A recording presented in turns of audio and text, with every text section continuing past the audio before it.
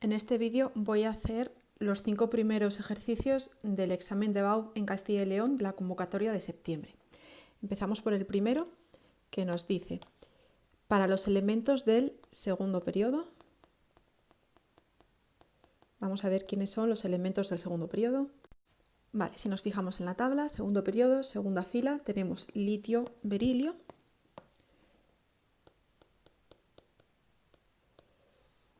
boro, carbono, nitrógeno, oxígeno, flúor y neón. Nos pide en el apartado A cuáles consiguen configuración de gas noble al ganar o perder un solo electrón. Entonces, tenemos el litio que en su capa de valencia va a tener un electrón porque es del grupo 1, tiene número atómico 3. Si hacemos su configuración electrónica, nos queda 1s2, 2s1. Entonces, vemos que al tener un electrón en la capa de valencia, tiene dos opciones para conseguir la configuración de un gas noble con 8 electrones en la capa de valencia. O bien ganar 7, entonces no nos vale, o bien perder ese electrón que tiene. Entonces, el litio, si pierde un electrón, se queda con una configuración de gas noble. Bueno, como siempre hay excepciones, y el helio no es un gas noble con 8 electrones en la última capa. Solo tiene 2 electrones, pero esta es la configuración electrónica de un gas noble que es helio. Entonces el litio nos vale. Venga, vamos a probar con el berilio. Está al lado, tiene número atómico 4 con 4 electrones que quedan colocados de esta manera, 1s2, 2s2. Tiene 2 electrones, entonces las opciones que tiene este elemento son o bien ganar 6 electrones, así que no nos valdría, o bien perder 2, tampoco nos vale. Y así le va a pasar al berilio, al carbono, al nitrógeno, el oxígeno. Los elementos que cumplen lo que nos pide el apartado A son aquellos que en su capa de valencia tengan o bien un electrón o bien 7, ¿vale? Entonces, los que tienen un electrón, cuando lo pierden, les queda una configuración de gas noble, y los que tienen 7, cuando ganan un electrón, pasan a tener 8 y también quedan con una configuración de gas noble, ¿vale? Entonces voy a poner ahí puntos suspensivos. Y el único que cumple lo del apartado A es el flúor, que tiene Z igual a 9, con una configuración electrónica 1s2, 2s2, 2p5. Este tiene 7 electrones en la capa de valencia y puede o perder los 7 electrones o ganar uno. Le es mucho más fácil ganar un electrón y pasaría a tener una capa de valencia, ahora sí, con 8 electrones, ¿vale? Es configuración electrónica, en este caso sería del gas noble neón, ¿vale? O sea que la solución es litio y flúor. Bueno, pasamos al apartado B, dice ordenen los elementos de los grupos 13 al 17 de acuerdo con el valor creciente de su radio atómico. Lo primero que hay que hacer es definir el radio atómico y explicar cómo varía en la tabla periódica, para luego así poder colocar los elementos directamente. Entonces, el radio atómico tiene varias definiciones. Podemos decir que es la distancia que hay desde el núcleo al electrón más externo. Y la otra no la voy a escribir, pero la digo, es la mitad de la distancia internuclear en una molécula diatómica, es decir, formada por dos átomos iguales. En la tabla periódica varía, bueno, voy a decir hacia dónde aumenta.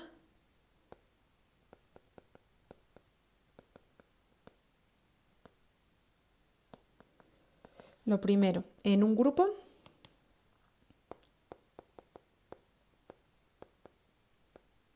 hacia abajo porque lo que ocurre es que cada vez los elementos van teniendo más capas, ¿vale? Entonces aumenta el número de capas y por lo tanto el tamaño. Y luego en un periodo aumenta hacia la izquierda, pero no tanto como en un grupo. ¿Qué es lo que ocurre? Que los elementos de un mismo periodo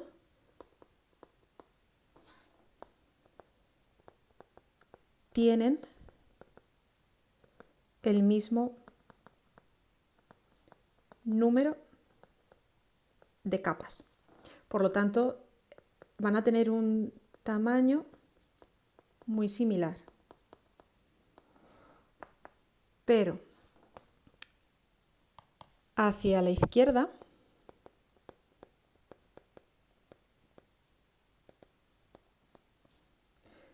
hay menos protones y por lo tanto menos electrones. Y esto indica que la fuerza de atracción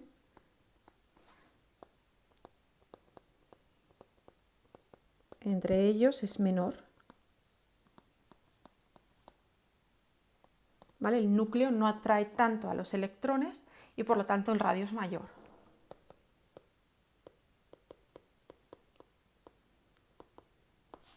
¿De acuerdo? Entonces, en la tabla periódica el radio aumenta hacia abajo y hacia la izquierda. El apartado B lo que nos pide es ordenar los elementos del grupo 13 al 17, pero todo el ejercicio se refiere a los del segundo periodo. ¿Vale? Entonces, son elementos que están en el mismo periodo, en el segundo. Boro, carbono, nitrógeno, oxígeno y flúor. El neón no me lo piden. Esos son los 5 elementos que tenemos que ordenar. Entonces, como son del mismo periodo, tenemos que basarnos en esto que hemos dicho aquí. ¿Qué es lo que ocurre en un periodo? Pues que el radio aumenta hacia la izquierda, ¿vale? Porque hay menos protones, menos electrones, la fuerza de atracción es menor y por eso están más alejados, ¿vale? Así que podemos decir que el más chiquitito de todos, del segundo periodo, es el flúor, que es el que está más a la derecha.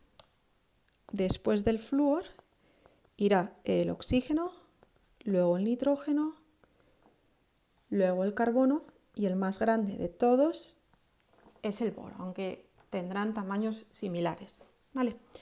Bueno, pues pasamos al apartado C, que dice defina energía de ionización y entre el elemento del grupo 1 y del grupo 2, ¿cuál tiene mayor energía de ionización? ¿Vale? Es decir, entre el litio y el berilio. Bueno, vamos a definir energía de ionización, que es la energía que hay que comunicarle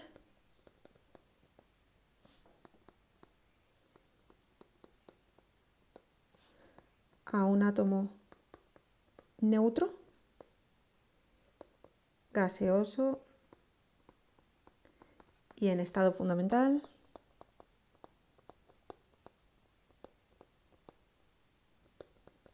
para arrancarle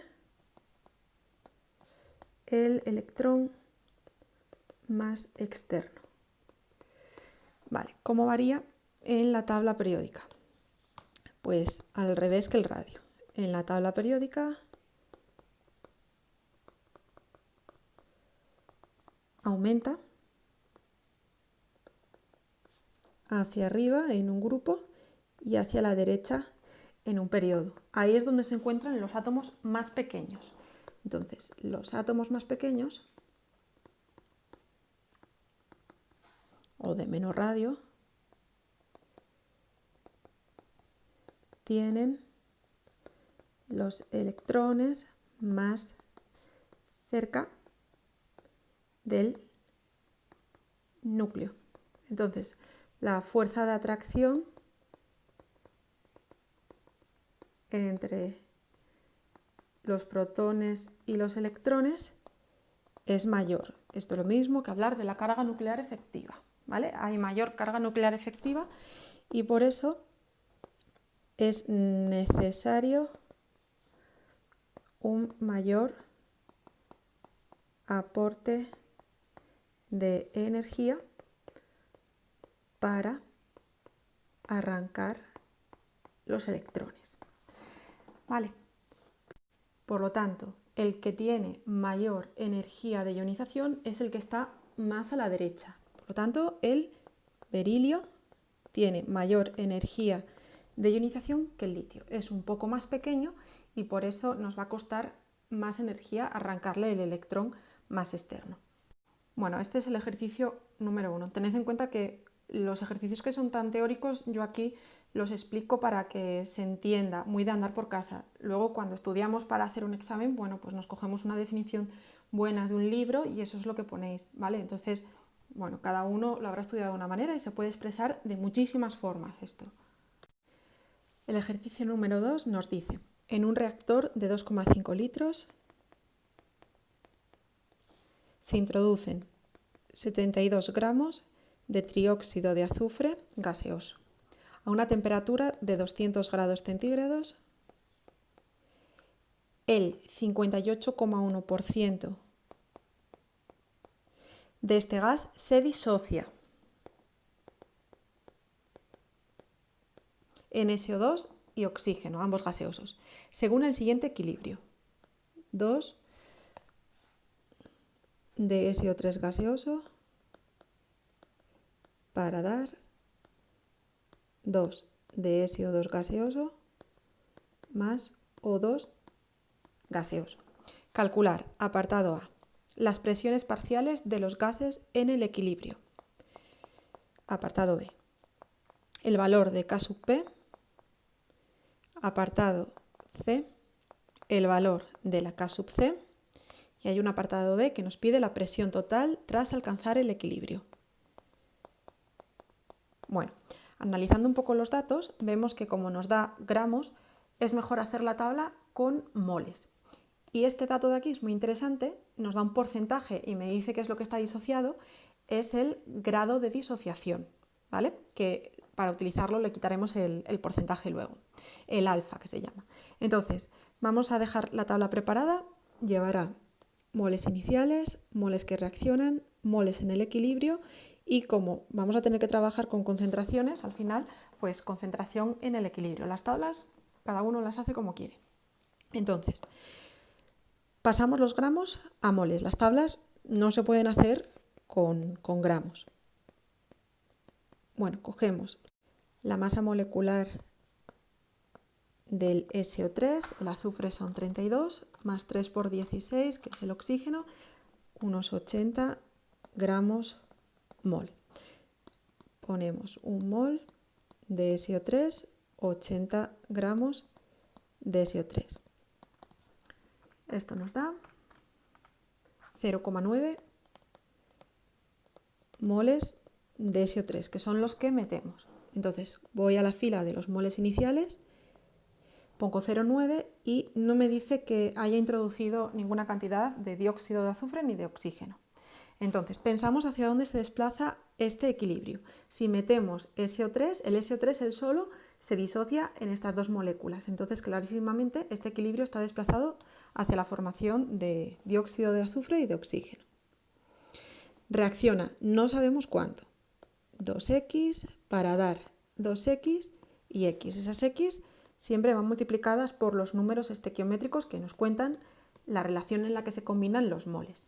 Y en el equilibrio de SO3 tendremos lo inicial menos lo que reaccionó y de las sustancias que están a la derecha no teníamos nada inicialmente, entonces al final tendremos lo que se ha producido, 2x y x. Y la concentración en el equilibrio es poner lo mismo que los moles, pero dividido por el volumen en litros, 2,5. Así que 0,9 menos 2x partido de 2,5, 2x entre 2,5 y x entre 2,5. Y yo siempre que veo en el ejercicio que me hablan de la presión total del sistema, calculo los moles totales en el equilibrio. Y en el apartado B me piden la presión total. Entonces lo voy a dejar preparado, me cojo los moles en el equilibrio y los sumo. Hago moles totales en el equilibrio. Será 0,9 menos 2x más 2x más x. Aquí hay veces que se van las x y otras, como es este caso, pues no, se me simplifican 2x con 2x, pero nos queda 0,9 más 1x moles totales. Y apunto que esto lo utilizaré en P por V igual a nRT cuando toque. Vale. Bueno, siempre es importante analizar los datos y ya habíamos comentado que nos estaban dando el alfa, el grado de disociación. Entonces, si se encuentra un 58,1% disociado, esto significa que alfa es 0,581. La fórmula de alfa es cantidad que reacciona, en nuestro caso, como hemos hecho la tabla con moles, pues son los moles que reaccionan entre los moles iniciales. El alfa se calcula siempre con estas dos cosas de aquí. Bueno, pues sustituyo el valor de alfa, lo conozco, 0,581. Los moles que reaccionan, cuando vamos a mirarlos en la tabla, se llaman 2x. Y los iniciales, 0,9. Así que vemos que de aquí puedo despejar el valor de la x, que quedará 0,581 por 0,9 partido de 2. Vale, esto nos da 0,261 moles. Y ya teniendo la x, es muy fácil contestar a todo, ¿vale? Entonces empezamos en el apartado A, me piden las presiones parciales. Las presiones parciales se pueden hacer de varias formas. Podemos hacer presión de un gas por volumen igual a los moles de ese gas por la R por la T, o puedo utilizar la ecuación de Dalton, que nos dice que la presión de un gas son sus moles entre los totales por la presión total. ¿De acuerdo? Entonces, los moles totales dependían de la X y yo acabo de calcular la X, entonces conozco los moles totales. Los moles de cada gas también dependen de la X, pero al conocerla podríamos calcularlos. Y tengo el volumen, tengo la temperatura. Entonces, como me piden el apartado de la presión total, no voy a usar esta fórmula, ¿vale? Aunque podría calcular primero el apartado D, que no pasa nada. Voy a hacerlo con P por V igual a nRT. Venga, pues tenemos la presión del SO3, ni idea, por el volumen igual a los moles de SO3 por la R por la T. Cuando sustituimos la presión del SO3 me va a quedar igual, bueno, el volumen pasaría dividiendo y los moles de SO3 vamos a la tabla y los moles son 0,9 menos 2 por X, así que lo ponemos 0,9 menos 2 por la X, que nos ha salido 0,261. Vale, por la R 0,082. La temperatura, que la teníamos en los datos, son 200 grados centígrados. Si le sumamos 273 en Kelvin, nos quedan 473 grados Kelvin. Entonces, pongo aquí por T 473 entre el volumen, que también nos lo daba, 2,5 litros. Bueno, esto nos queda 5,86 atmósferas.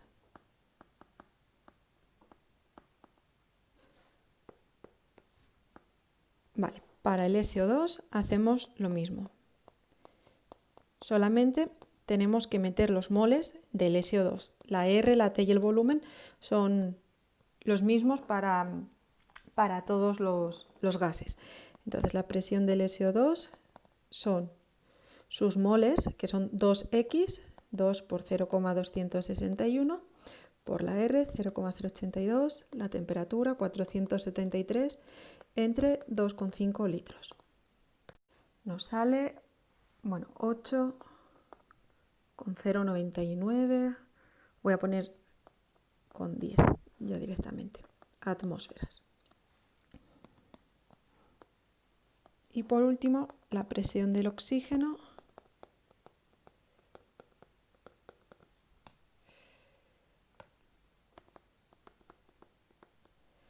nos queda los moles de oxígeno, que eran X, por la R, la T, entre 2,5. 4,05 atmósferas. Bueno, pues el apartado A lo tenemos. El apartado B nos pide K sub P. Bueno, teniendo las presiones parciales, la K sub P es súper fácil. La K sub P es igual a las presiones parciales de los gases que hay a la derecha elevadas a los números estequiométricos entre los gases de la izquierda, lo mismo, elevados a los números estequiométricos.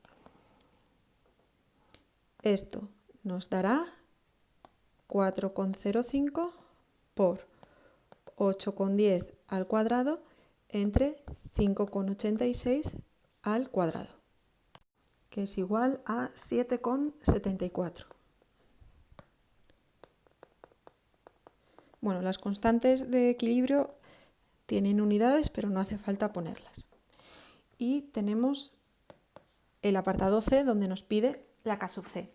Una vez que tenemos la X y el volumen, puedo hacerlo por la ecuación que dice que es igual a la concentración del oxígeno por la del SO2 al cuadrado entre la del SO3 al cuadrado, o tengo la opción de utilizar la fórmula que relaciona ambas constantes. K sub P es igual a K sub C por RT elevada a la variación de moles gaseosos. Y es la que voy a usar.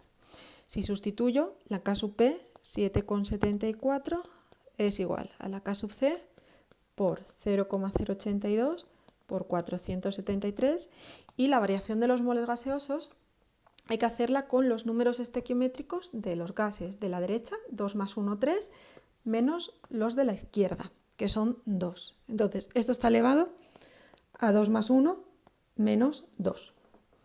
Bueno, pues si despejamos de aquí K sub C, nos quedará 7,74 entre 0,082 por 473 elevado a nada, a 1. 2 y 1, 3, menos 2, 1.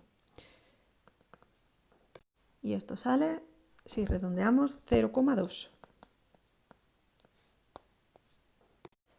Bueno, lo he comprobado haciéndolo con esta ecuación y sale exactamente lo mismo, ¿vale? Entonces, la que se nos ocurra en el momento.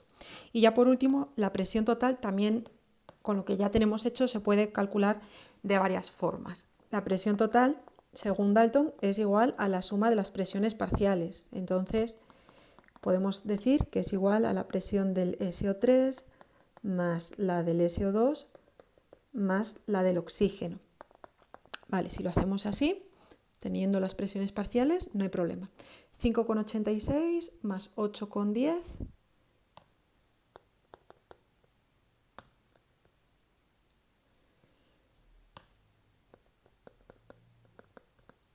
más 4,05. Lo metemos en la calculadora y nos sale 18,01 atmósferas. Y otra forma es usando P por V igual a NRT, que lo teníamos aquí indicado. De hecho, lo voy a resolver ahí, ¿vale? La presión total por el volumen, que es 2,5, sería igual a los moles totales, 0,9, más 0,261, que nos había salido la X, por la R, por la T, que eran 473. Si despejamos de aquí la presión total, nos tiene que salir eso, aproximadamente 18. Y efectivamente sale clavado, 18,01. Vale, entonces, bueno, tenemos distintas formas de hacer el ejercicio. Y eso es lo bueno, ¿vale? Que no hay una única manera. El ejercicio 3 es de solubilidad y nos dice, tenemos 10 mililitros de nitrato de plomo 2 de concentración 0,022 molar. Suponiendo que los volúmenes son aditivos, nos pregunta si se formará precipitado de yoduro de plomo 2 si los mezclamos con 20 mililitros de yoduro potásico de concentración 0,033 molar. Y nos pregunta eso, si precipita yoduro de plomo 2. Bueno, estos ejercicios son los que yo llamo ejercicios de tipo 3 dentro de solubilidad, porque hay muchísimos ejercicios distintos y son aquellos donde al mezclar dos sales nos pregunta si precipita otra. Siempre la que puede precipitar es aquella de la cual nos están dando la constante de solubilidad, ¿vale? El producto de solubilidad que se llama. Entonces vemos que ni esta sal ni esta tienen KPS, por lo tanto ellas se encontrarán totalmente disociadas o disueltas, ¿vale? Entonces vamos a estudiar qué concentración tienen los iones cuando mezclemos las dos sales y hay que pensar si esa concentración es demasiado alta como para que el yoduro de plomo 2 esté disuelto, ¿vale? Si nos pasamos de la cantidad máxima que se puede mantener disuelta en la disolución, va a precipitar. Entonces, lo primero, vamos a calcular la concentración de las dos sales cuando estén juntas en un volumen de 30 mililitros. Vamos a recalcular las concentraciones. Vale, podemos usar la ecuación m por v igual a m' por v', que nos indica que los moles iniciales, multiplicar la molaridad por volumen, da moles. Son iguales que los moles finales, ¿vale? Entonces, mi v', que es como yo le llamo al volumen final, son 10 más 20, pues 30 mililitros. Y la concentración que va a tener el nitrato de plomo 2, si despejamos m' de la ecuación, nos queda igual a su concentración inicial por su volumen inicial, que no hace falta pasarlo a litros porque lo voy a dividir de otro volumen también en mililitros. Se me simplifican las unidades y me queda molaridad. Esto nos da 0,011 molar. Y hago lo mismo con el yoduro potásico. Su concentración inicial por su volumen inicial partido del volumen final. Vale, quien quiera calcular los moles de las sustancias y luego dividirlos entre el volumen final en litros, ahí sí que habría que poner litros, se puede hacer perfectamente y nos tiene que dar exactamente lo mismo. A mí me gusta esta fórmula porque es más rápida. Esto nos da 0,022 molar. Bueno, esas sales ya vimos que no tenían constante de equilibrio, entonces ellas se encuentran totalmente disociadas y eso es lo que vamos a escribir, la reacción de disociación. Estas sales en agua genera plomo más 2 y 2 de nitrato.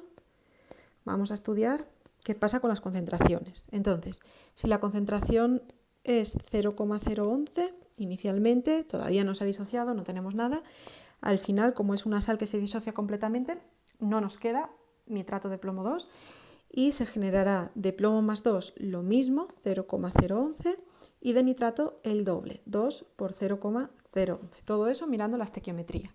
Hago lo mismo con el yoduro potásico. Lo disociamos y nos genera K más y yoduro. Concentración inicial 0,022, nada. Al final de la sal no hay nada y de potasio se forma lo mismo y de yoduro también, ¿vale? Un mol de yoduro potásico genera uno de potasio y otro de yoduro.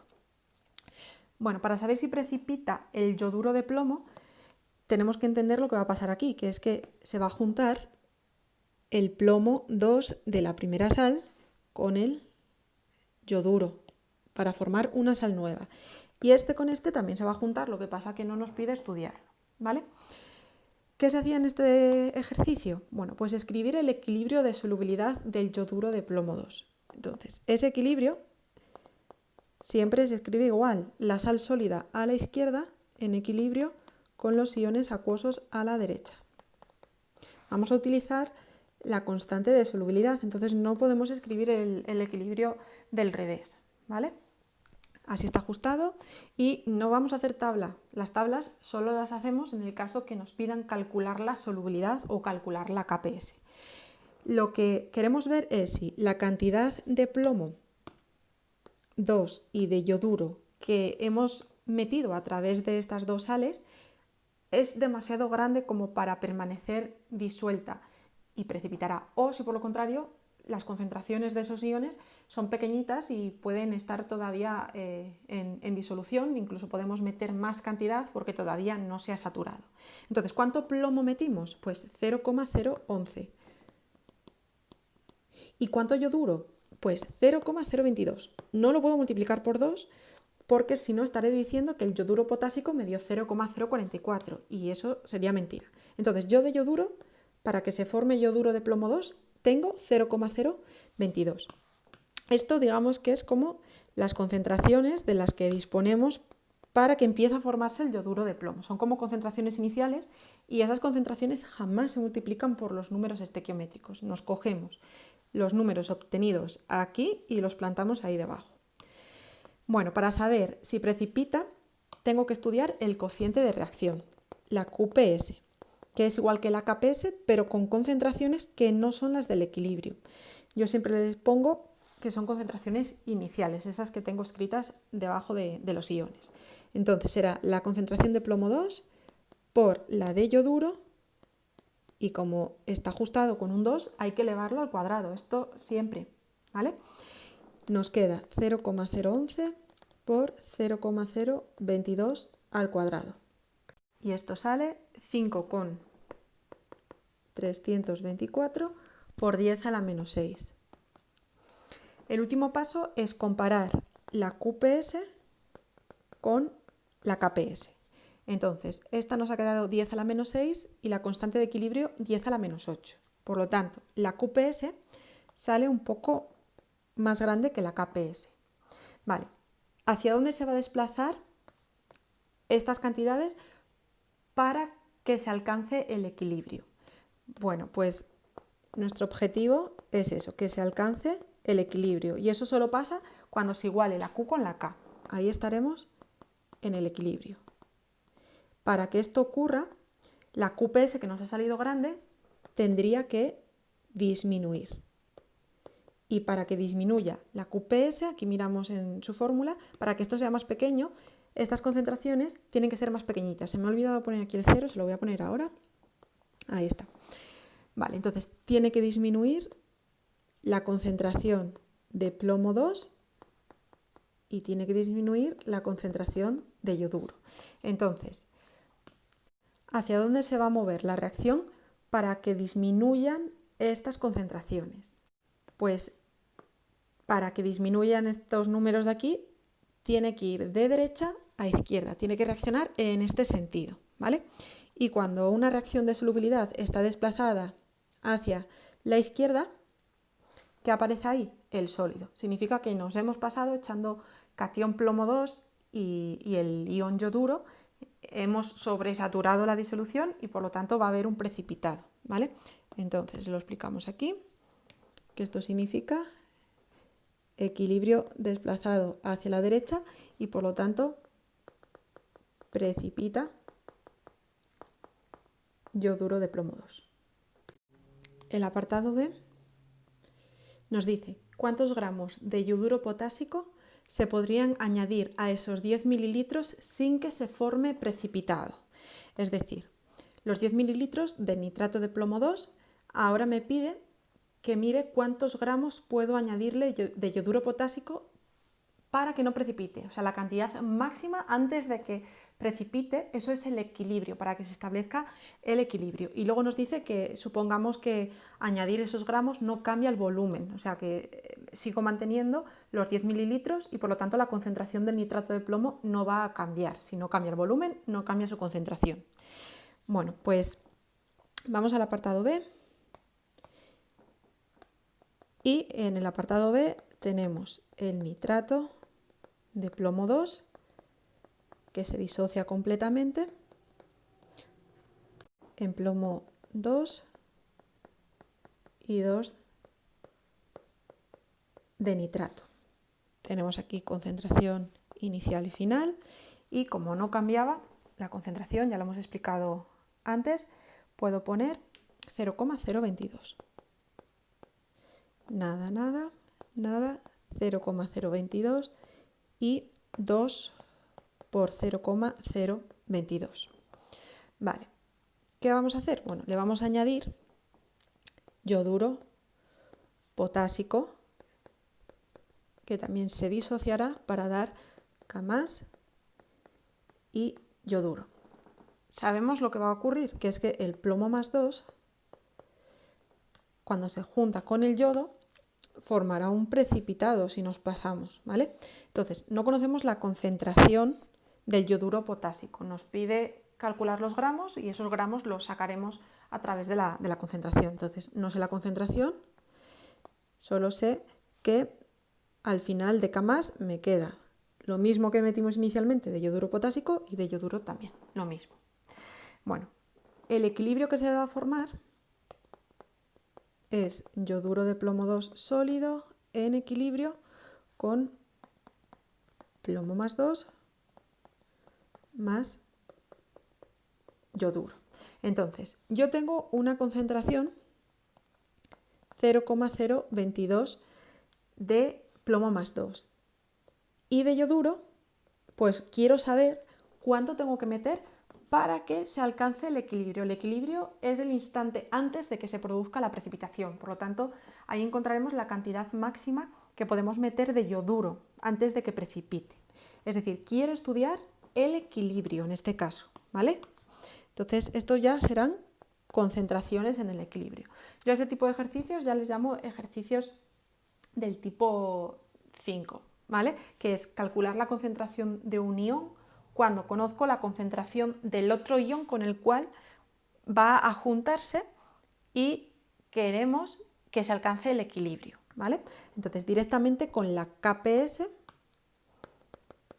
que será igual al plomo +2 por el yoduro, que lo tengo sin ajustar, lo ajusto ahora mismo con el 2, y aquí elevo al cuadrado, ¿vale? Entonces, la Kps me la dan, era 1,0 por 10 a la menos 8. La concentración de plomo +2 es 0,022 y la del yoduro, pues le hemos llamado C al cuadrado. Por lo tanto, despejamos la C, que será la raíz cuadrada de 1,0 por 10 a la menos 8 partido de 0,022, que sale 6,74 por 10 a la menos 4 molar. Vale, esa C, ¿a quién es igual? Pues es igual a la concentración de yoduro y es igual a la concentración de potasio y es igual a la concentración de yoduro potásico. Lo vemos aquí en esta tabla, ¿vale? Que esta C que hemos calculado es la misma que esta y la misma que esta, ¿vale? Entonces, tenemos que la concentración de yoduro potásico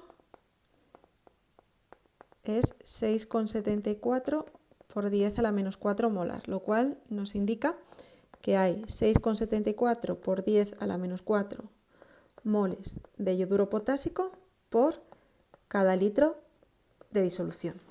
¿En qué volumen habíamos metido el yoduro potásico? Pues en los 10 mililitros. Entonces, de esto que acabo de calcular, tenemos que sacar gramos de yoduro potásico. Sabiendo que esa concentración es en 10 mililitros, pues partimos de los 10 mililitros de disolución, los pasamos a litros. 1 litro de disolución son 1000 mililitros.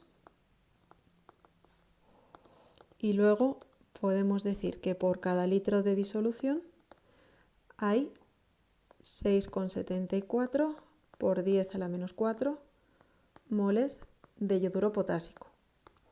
Y esos moles los pasamos a gramos usando la masa molecular del yoduro potásico, que será aproximadamente, dependiendo, bueno, la tabla que usemos para coger las masas atómicas, el potasio 39,1 más el yoduro 126,9.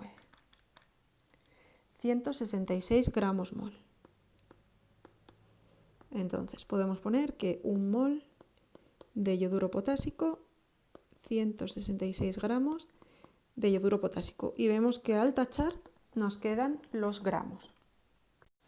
Vale, esto me da 1,12 por 10 a la menos 3 gramos de yoduro potásico, que serían 1,12 miligramos. El ejercicio 4 dice, se preparan 100 mililitros de disolución de sulfato de níquel 2, disolviendo 3,01 gramos de dicha sal en agua y se somete a un proceso de electrolisis haciendo pasar durante 45 minutos una intensidad de corriente de 0,8 amperios. Nos dice, ¿cuál es la reacción que tiene lugar en el cátodo? Bueno, a mí en estos ejercicios de electrolisis me gusta hacer un dibujo. Tenemos el ánodo a la izquierda y el cátodo a la derecha. Vale, y aquí hay que poner una pila que es la que generará pues, la corriente. Esto está introducido en un recipiente que es el que contiene la disolución. Voy a escribir rápido. Ánodo, que es donde ocurre siempre la oxidación y es el polo positivo en la electrolisis. Y aquí tenemos el cátodo, donde ocurre la reducción y el polo negativo. Bueno, esta sal fundida o disuelta, en este caso está disuelta en agua, se disocia para darnos níquel 2 y sulfato. Vale, ojo con la formulación, porque si nos olvidamos del más 2 del níquel y del menos 2 del sulfato, pues está mal hecho el ejercicio entero. Entonces, en este recipiente tendremos catión níquel 2, sulfato, y como es una disolución, también hay agua. ¿Vale? Nos dice, ¿cuál es la reacción que tiene lugar en el cátodo? En el cátodo se produce la reducción. Yo siempre comento en teoría, el sulfato, el nitrato, jamás les pasa nada. ¿Vale? Entonces, a partir de esta sal, que contiene níquel más 2, vamos a poder obtener de compuesto puro níquel. ¿Vale? Entonces, la reducción será del níquel más 2, cuando va hacia el cátodo, se formará ahí una capa de níquel. ¿Vale? Entonces, en el apartado A vamos a poner la reducción que ocurre en el cátodo. El níquel más 2 capta 2 electrones para dar níquel. Bueno, lo he hecho así muy rápido. Es una reducción porque si miramos los estados de oxidación, el níquel más 2 tiene un estado de oxidación más 2 y el níquel 0.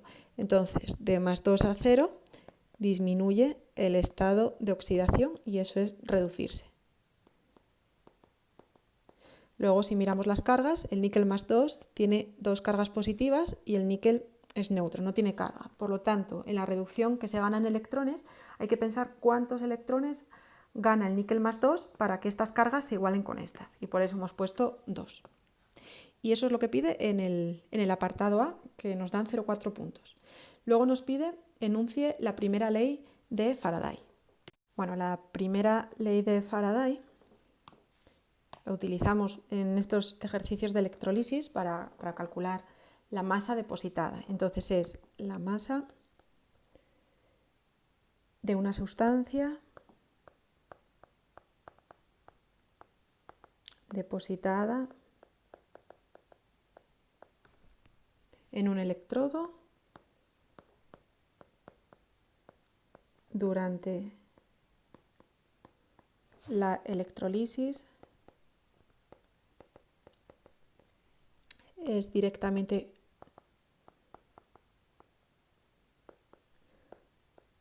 proporcional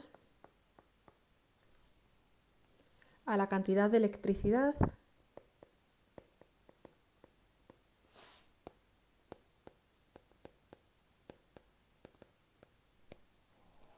transferida a ese electrodo.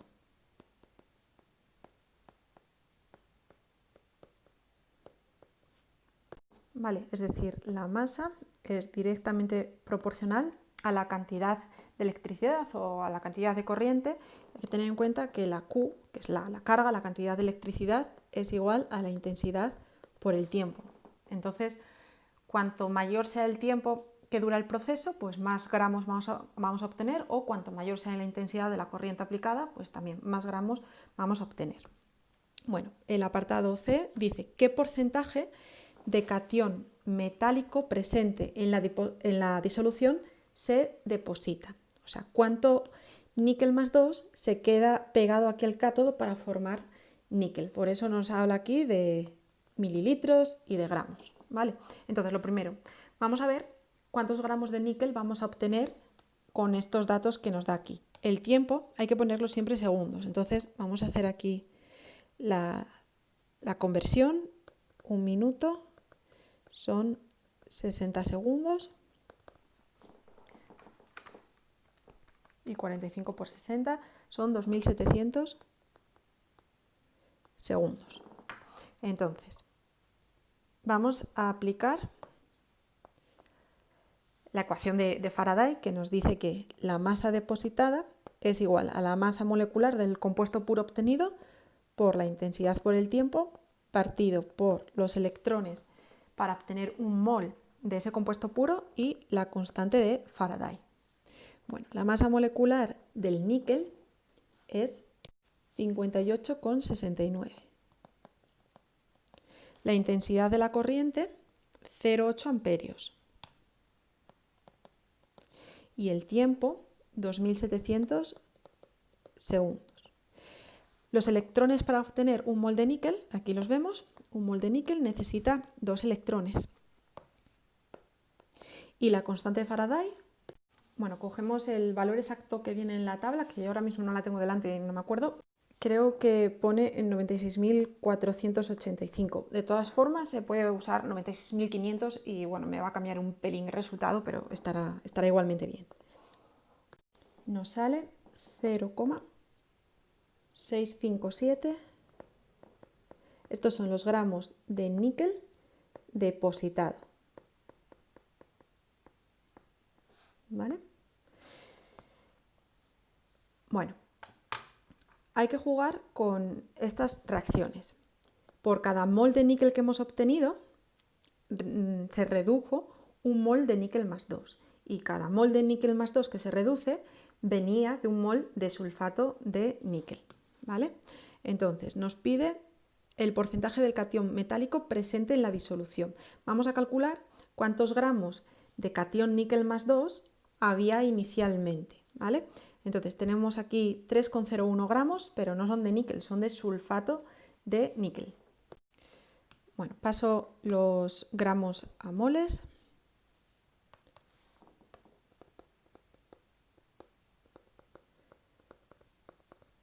Usando la masa molecular. Vale, es níquel 58,69 más azufre 32 más 4 por 16 del oxígeno, 154,69 gramos mol. Entonces, un mol de sulfato de níquel son 154,69 gramos. Vale. Mirando la fórmula, vemos que en un mol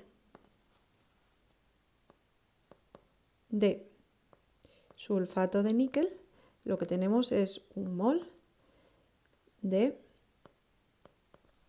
níquel, ¿vale? O de níquel más 2, que es la especie en la que se disocia, según la primera reacción que hemos escrito. ¿Qué hace luego ese níquel más 2? Pues que se transforma en níquel. Entonces, mirando la reacción de reducción, vemos que un mol de níquel más 2 genera un mol de níquel, ¿vale? Entonces, un mol de níquel más 2 nos va a formar un mol de níquel. Entonces, voy a calcular cuántos gramos de níquel hubiéramos podido obtener si dejásemos que todo el níquel más 2 se redujera en el cátodo, ¿vale? Entonces, un mol de níquel eran en gramos, que lo tenemos puesto por ahí, 58,69 gramos de níquel. Vale, entonces estoy calculando no los gramos depositados, sino los gramos de níquel que podríamos haber obtenido, ¿vale? En total.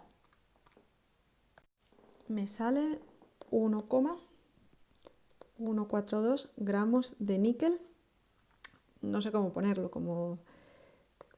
bueno, podríamos, o totales, no sé, podríamos haber obtenido, o voy a poner totales. Totales se podrían obtener. Entonces, lo que voy a hacer es calcular el porcentaje de níquel más 2 depositado como los gramos de níquel que se han depositado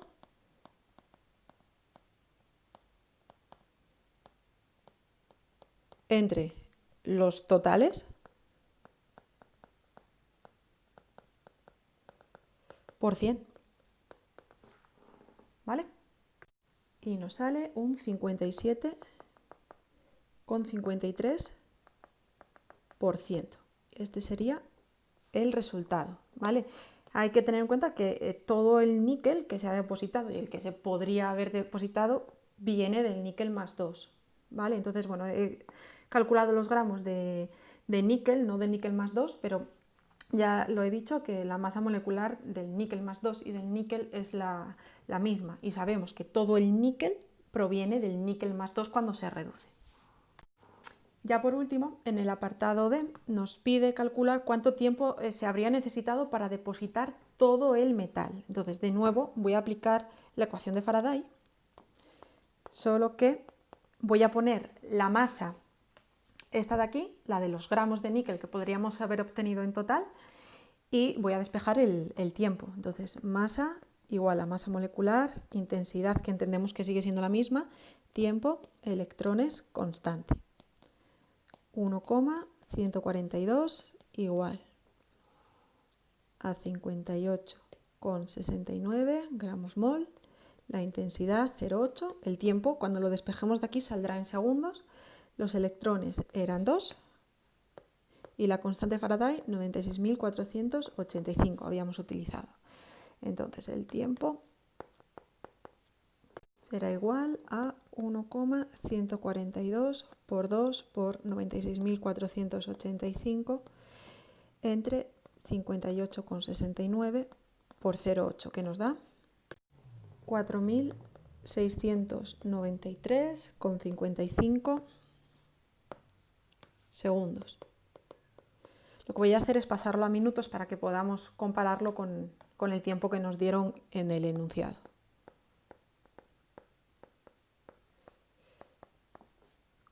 1 minuto, 60 segundos. Entonces en minutos son 78,23. Vale, entonces ellos nos daban de tiempo 45 minutos y si quiero depositarlo todo, pues necesito un poco más. Bueno, no he usado el dato este de volumen. Habéis visto que se puede resolver sin usarlo a través de los moles. Supongo que nos lo dará por si acaso alguien quiere hacerlo a través de la concentración, ¿vale? Entonces, bueno, no hay problema. El último ejercicio de este vídeo es de formulación orgánica y de isomería. Nos dice, formule los siguientes compuestos. Vale, tenemos el pentano, el 1-butanol o el butan 1-ol, da igual, el etenil metiléter,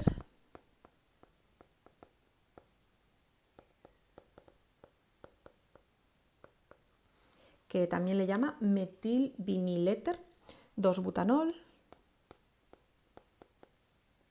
o butandosol, 2-propen 1-ol o prop 2-en-1-ol y el metilbutano.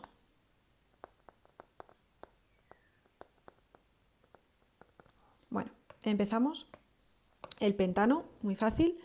Terminación en ano significa que el enlace es sencillo y pent, que hay 5 carbonos. Entonces, CH3, CH2, CH2, CH2, CH3. Bueno, 1-butanol, la terminación ol indica que hay un grupo OH y bután 4 carbonos. El 1 es donde se encuentra el alcohol. Entonces voy a poner carbono número 1, el principio, y ya está.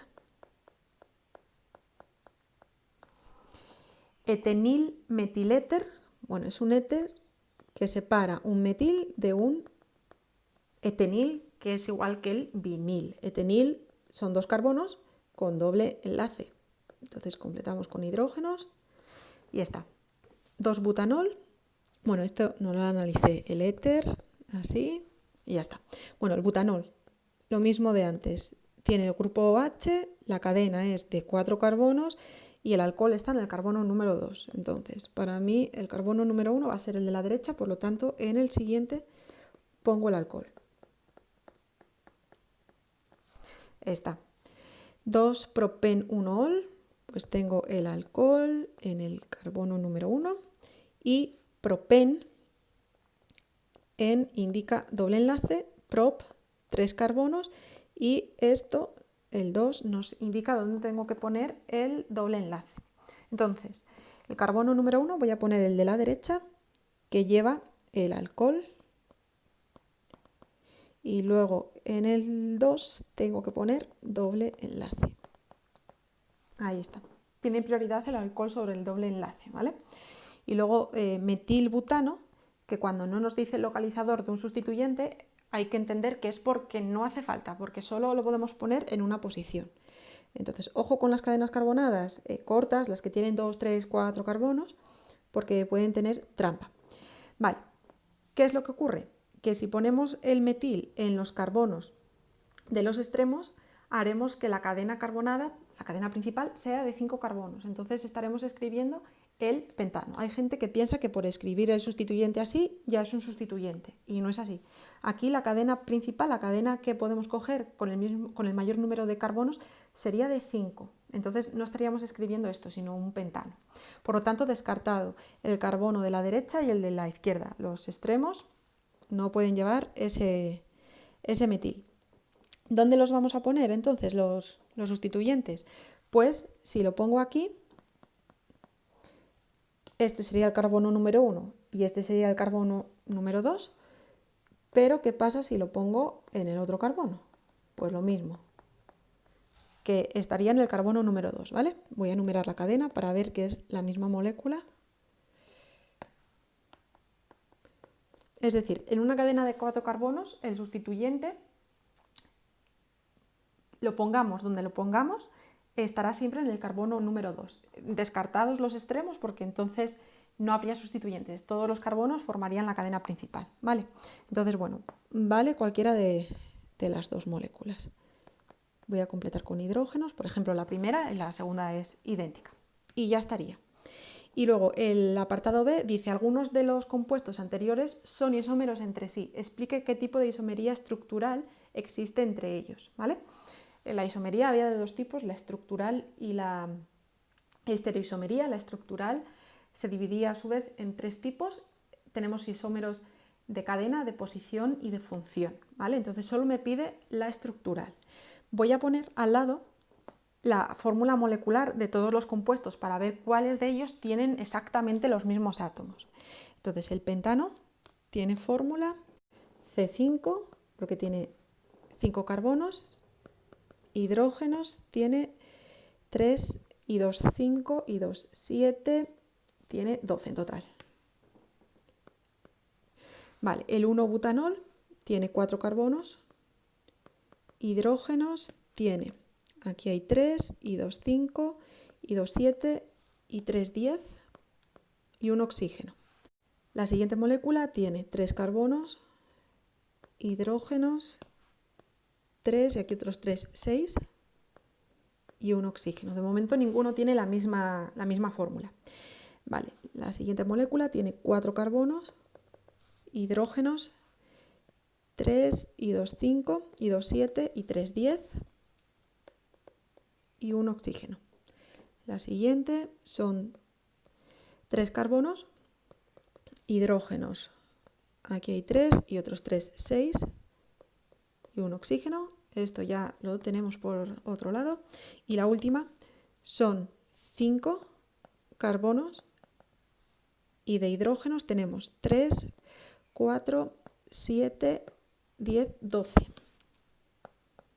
Entonces hay varios isómeros. Tenemos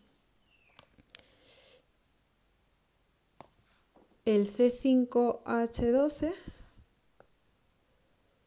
estos son isómeros, y también tenemos el C3H6. Vale, entonces los de fórmula C5H12, ¿qué tipo de isomería tienen? Bueno, pues el primero era el pentano y el siguiente es el metilbutano. Tienen diferente cadena principal. La del primer compuesto está formada por 5 carbonos y la del siguiente tiene 4, la cadena principal. Por lo tanto, son isómeros de cadena. Vale, que son los isómeros que tienen distinta cadena principal. Y luego, analizando el C3H6O, vale, este compuesto es un éter y este es un alcohol, ¿vale? Entonces son isómeros de función, tienen distinto grupo funcional, ¿vale? Y ya está, solo hay que explicarles.